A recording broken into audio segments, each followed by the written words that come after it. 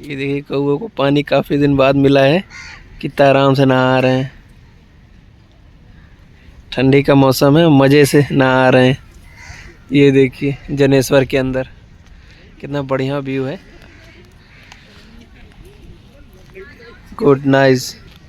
जनेश्वर मिश्र का व्यू देखिए कितना अच्छा है। यहाँ पे जब पानी भरा हुआ है और कौवे नहा रहे हैं, फिशिंग कर रहे हैं कि कीड़े मकोड़े खा रहे हैं। ये देखो लगता है कोई मीटिंग चल रही है इन लोग की। ये कितना अच्छा व्यू, ये देखिए एक माँ से, ये देखिए ऊपर से मेन मालिक ऊपर बैठा हुआ है। तुम लोग मीटिंग करो, मैं देख रहा हूँ।